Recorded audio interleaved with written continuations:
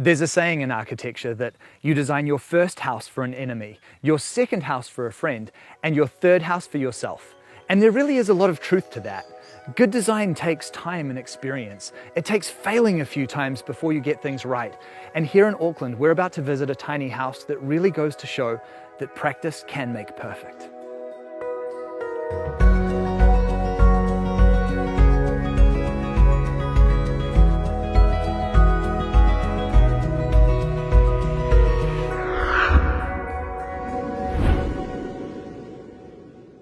Hi Shay, how's it going? Hey Bryce, good, how are you? I'm great, and it's lovely to see you again. Yeah, you too. It's hard to believe that it's actually been 7 years now since we first met. Yeah, so when I first met you, I was living in Lucy, which is a green tiny house. I think it's one of the first ones you filmed, and I was living there with Tom, who's my ex, but still a good friend, and Hazel was nearly on the way, who's my daughter. So yeah, lots changed since then, and me and Tom, our relationship changed to a friendship, and me and Hazy moved out and moved around and did the whole renting thing, kind of trying to find my feet again, I guess. And after a couple of years of renting was just like, nah, screw it, I'm done with this, getting back into my tiny house. And so designed and built this one. So yeah, and then we've been here for about 8 months and absolutely loving it, absolutely loving it. And building this tiny house, this is part of a bigger story because you actually have started a business constructing tiny homes, haven't you? Yeah, so after I built Lucy, which was my first tiny house 7 years ago, I just loved the process of it so much and saw how it changed my life and wanted to build more. So just designed and built one and then sold it, and it kind of evolved from there into a business of designing and constructing tiny houses, which I love. It's my passion, so I feel very lucky to be able to work in it as well. But being a full-time mum, a business owner wasn't enough for you. You had to become a professional diver as well. Yeah, so I unexpectedly got back into springboard diving, which I did as a teenager. It was a passion of mine back then, and I had to stop because I suffered from really bad eating disorders as a teenager. And so kind of had to choose between, well, it felt back then like my life or my sport, and I chose to stop and focus on getting well. And by the time I recovered, I was 21, and thought that I was too old to get back into elite sport, so instead waited until I was 30 and then got back into it 3 years ago, unexpectedly, but that's been an incredible journey as well. So yeah, got fully back into it and have loved it. And now let's talk about the house, because in this design you can really see that you have had a lot of practice over the last 7 years. Thank you. Well, actually this design, my mum helped me design it, so it's extra special in that sense that it was a real collaboration between me and her. And I feel like I kind of pulled all the things that I loved and learned in all the previous builds and brought it together for what I wanted in this space, and as well as having my mum's input, which was amazing as well. So yeah, it's been a pretty special process creating this little home. So tell me about the design of this home. So I wanted to keep it easy to move on the roads in the sense that the height is well within limit. It's 4.25. The width is 2.8 and the length is 8.5 with a little bit of an extra angled area over the drawbar. So yeah, it was a bit bigger than what I'd done, in the past, but I felt like still quite a nice size that was easy to transport. And I wanted this house to kind of see me through the years. I don't want to have to move out in a couple of years' time if I have more children or if I'm in a relationship where, there's a blended family situation. So I wanted to future-proof it in that sense, which is why I've designed this sort of like add-on module, which is the room you can see behind. And basically that's accessed through the French doors on the front, but also through an external door on the tiny house itself. And we've just parked this porch and the little room right up against the tiny house, so it kind of gives you the feeling of it being one space. And that was kind of me future-proofing the house. And if I needed to in 5-10 years down the line, I could make that even bigger. It could be 2 tiny houses up against each other type thing. So it just added that flexibility in it for me, because the last 7 years have shown me I don't know exactly where life is going, so I like to have flexibility built into whatever I do, really, and that enabled that. So that was a key part of the design in this one.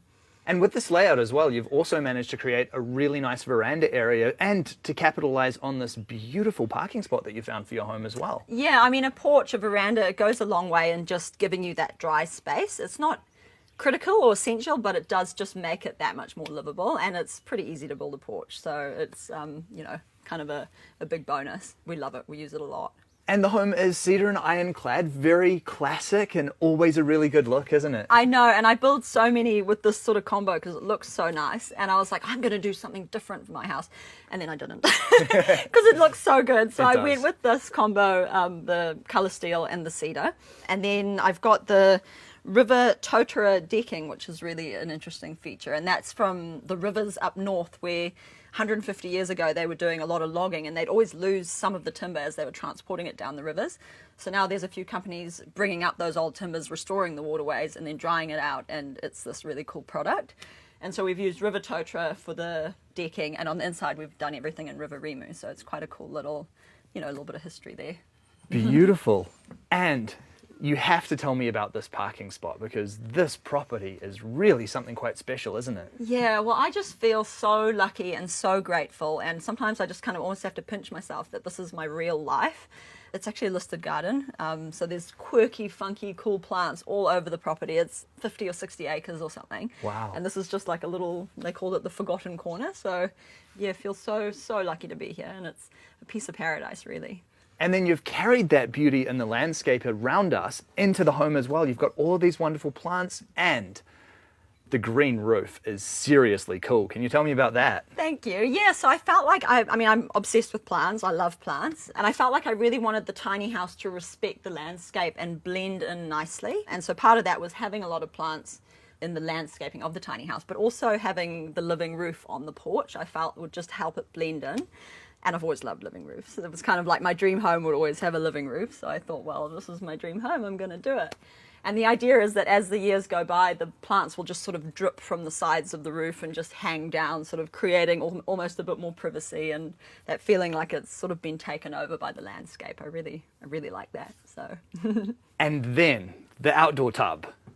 Oh yeah, well that actually is quite a new feature. It's always been in the plans, but just got it set up in the last week or so. So last night was actually my first outdoor tub experience, and it was so good. It was amazing.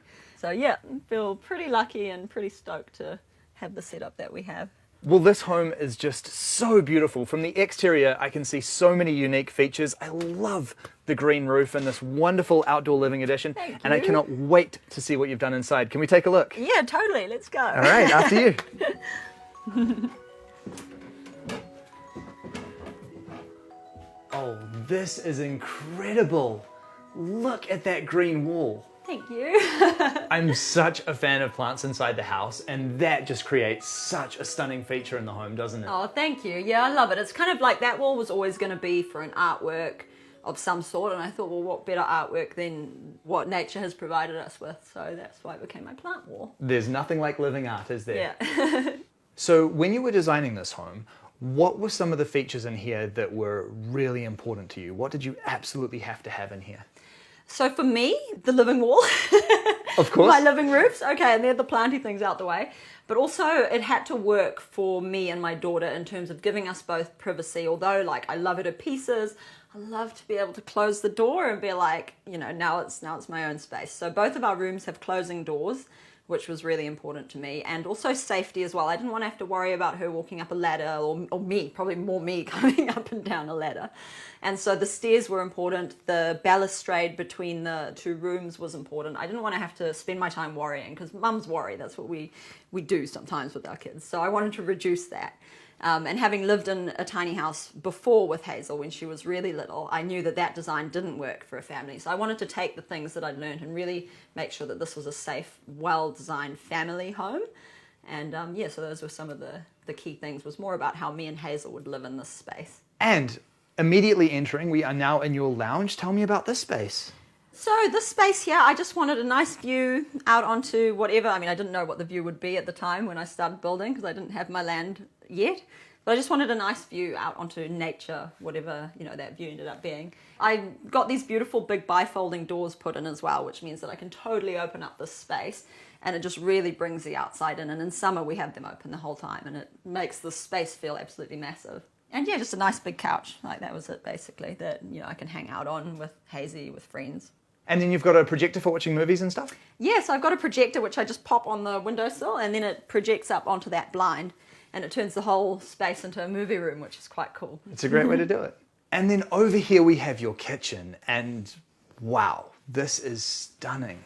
Thank you. And admittedly, I probably enjoy looking at it more than I enjoy cooking in it because I'm not the best cook. But I do I do want to learn. So this is like my motivation to learn how to cook well. Well, if any kitchen can inspire someone to cook, it's going to be this one. Look Yeah. at this. The river table here is absolutely exquisite. Thank you. I've got the most amazing cabinetry making team, and they're super clever, and they were into making this river table, and we wanted to kind of pay tribute to the timber used in this house, which is River Rimu and River Totra, which comes from the rivers up north. It's 150 years old, it's been submerged, so that's a pretty cool story, and I wanted to represent that with this river table, so that's why we decided to put that in there. And then I really love how that celebration of the timber is completely continued into the kitchen. And I mean, look at that sink. Thank you. Yep, that sink is, it took me a couple of weeks to use it.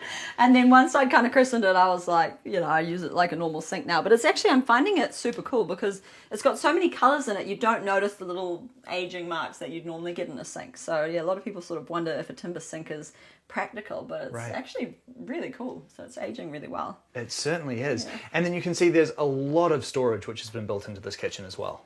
Yeah, so I mean, there's more storage than I need. There's empty cupboards, but yeah, plenty of storage and sort of space for me to develop my cooking skills as time goes on. So we'll work on that one. But yeah, there's heaps of storage, and this will be eventually my washer dryer area. So my little laundry will be in there, as well as some food storage. But at the moment, I just use the laundromat. And the use of mirrors here in the kitchen is really nice as well. It just adds a little bit of light and a sense of spaciousness, doesn't it? Yeah, so the mirrors, we backed this pantry, sort of shelf pantry with it, and it sort of tricks the eye into feeling like the space goes a lot further. Because what I often say with tiny house design is that our brains like to feel like we have a lot of space, but the reality is that we don't actually need a lot of space. It's just the feeling. So it's kind of tricking your brain into sensing that space that isn't actually even there. So yeah, mirrors can be handy with that. It certainly can. Very clever. And then I really love what you've done here with this wonderful bay window type extension of your kitchen counter. Thank you. So yeah, this feature is actually here because of a walkway that's upstairs, which enables you to walk around the bedroom. So we were going to have this lowered area around here, which I didn't want to be part of the main kitchen. So that's why it's sort of a bench top that we don't use that often. It's a little awkward to reach right the way to the end, but it's still quite functional. And then underneath it is just some storage. And also because of this walkway area here, we couldn't have a conventional extractor fan. So we've got the pop-up one, which is quite cool. In every tiny house I design, we go for full-size normal appliances. So yeah, normal 4-burner gas hob, and then nice wall oven, microwave, because yes, I do use them sometimes. And then a decent sized fridge. So yeah, it's all very sort of, good sized appliances, which are nice and easy to use. And so what do we have down the other end of the home? So it's our bathroom and the spare room. We'll have a look at the spare room first. So this I was touching on when we were outside. Basically, the spare room and the deck are separate from the tiny house and just parked right up against it. But I put this exterior door on the tiny house to allow access into the spare room, which makes it future-proofed.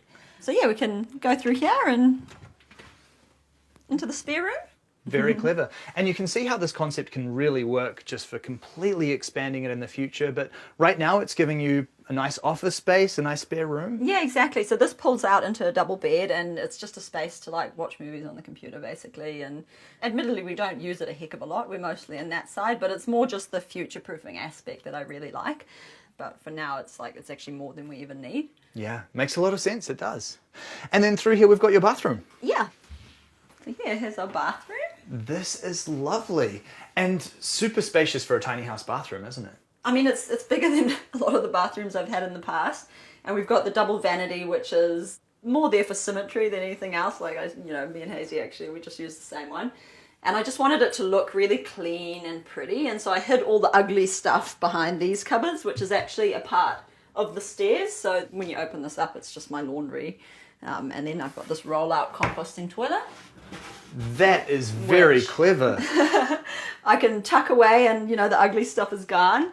So you do your business, you put sawdust over it. I've actually got this coffee husk stuff that I use. And, no water. It's really environmentally friendly and so easy and low cost as well. Being able to hide it away like that is just such a clever idea. Exactly, because, composting loos, they're not necessarily the prettiest things. And that way it's just out of sight and you can have a nice clean bathroom. And then your shower over here, beautiful tile work. Oh, thank you. Yeah, I just wanted a nice serene bathroom, and so a tiled shower, like it's a decent size, 900 by 900. Eventually I'll get a shower glass on it one day, but yeah, it's just sort of adds to the nice, clean, simple space, really. It certainly does.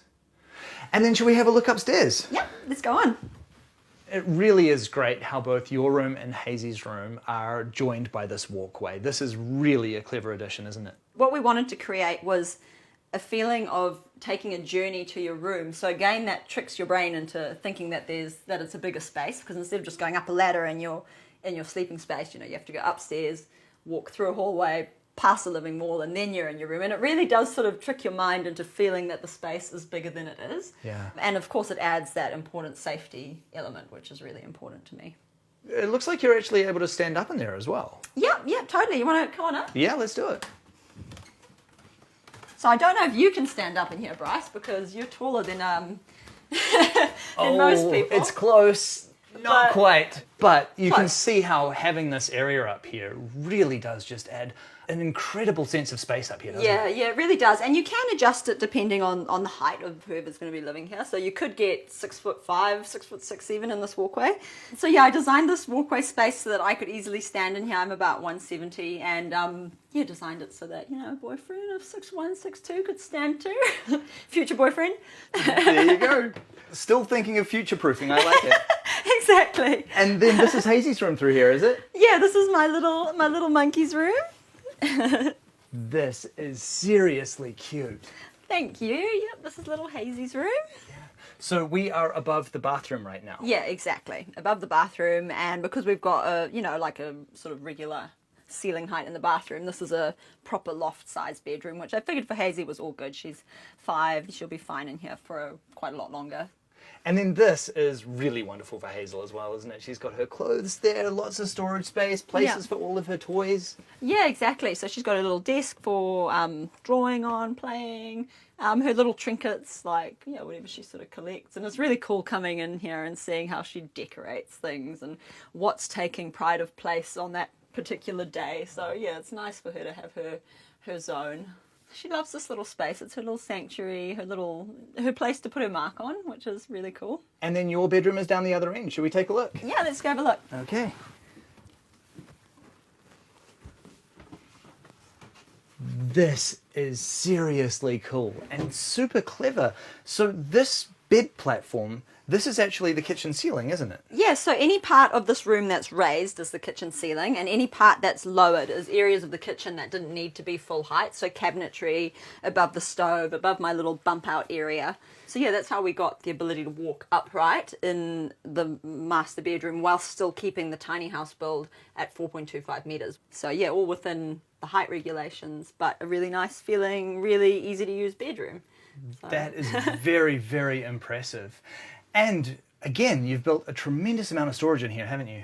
Yeah, so I wanted full height wardrobes and heaps of storage. I could have had more, but I actually don't have enough clothes to fill up my cupboards. So I decided to have that little area with my chair, some pictures, and then dedicate that side of the room to storage. So yeah, in my room there's more space than I need. I've got, like spare blankies and clothes, and doing the whole Marie Kondo style rolling up your clothes, and it saves a lot of space. So I've even got some empty drawers, and then I keep like undies and togs and stuff down just in those lift up lids, which is the cavity between the kitchen ceiling and my floor. So yeah, just trying to make use of all the little bits of space that I can. And then it's really nice how you've added the mirror here behind the bed as well. It just adds a tremendous feeling of depth and space in the loft. Thank you. Yeah, and I mean, obviously I wanted the feeling of space the mirrors add. And you really can't go wrong with a mirror in a bedroom, can you? So I suppose you can't. No, fair enough. But mostly the space, mostly the feeling of space, and it reflects my garden, which is beautiful. Like from here where I'm standing, I see my garden like twice as big. So yeah, I love it. It gets comments, but I love it. Totally worth it, I'm sure. Definitely. And again, that garden outside the window, it's just a complete celebration of colour. I just love the vibrance that it pulls into the room. Yeah, and it's quite interesting because you sometimes forget you're in a second story bedroom. It feels like you're almost in like a basement type room with a window out onto the garden. But it's just constantly changing, constantly attracting different insects and different wildlife. And yeah, I love it. I love my rooftop garden. It's definitely, you know, a part of the home that I spend a lot of time looking at. So you've been living in the home now for about 8 months. How's the space working out for you? Oh, honestly, like I thought there may be a bit of an adjustment getting back into used to tiny house living, but there hasn't even been an adjustment. It's been amazing, and I've just felt so blessed that this is my home and I love every part of it. So yeah, it's worked out better than I could have even hoped. And this house, there is a lot going on in here. There's a lot of really clever utilization of space, lots of really high quality materials. Can you talk to me about the budget that was involved in building this? Yep, so for the house, not counting the porch and the little room, I spent around the 150 New Zealand mark, so about 150 grand, which for a house of this sort of spec, I was really happy with. So this house for me, it's a place of stability for me and Hazy. It's our place, it's our sanctuary. And no matter how life changes, because I've seen for myself that life can change unexpectedly, this is our base and it's ours. And that, as a mum, gives me such peace of mind knowing that for my daughter, I've got a beautiful home. Shay, it's been really lovely seeing you again. Your home that you've built for you and your daughter is just absolutely beautiful. I love all of the color and art and life that you've poured into this place. Thank you so much for sharing that with me. You're welcome. Thanks for coming around, Bryce. My pleasure. There's so much attention to detail and truly brilliant design which has been poured into this home. But really, a house is all about the people who live inside it. It's all about a space which caters to the needs of the unique individuals who make this place home. And that is what this house truly does so very well. This is a marvel of design, a true achievement in creating a space that just works beautifully.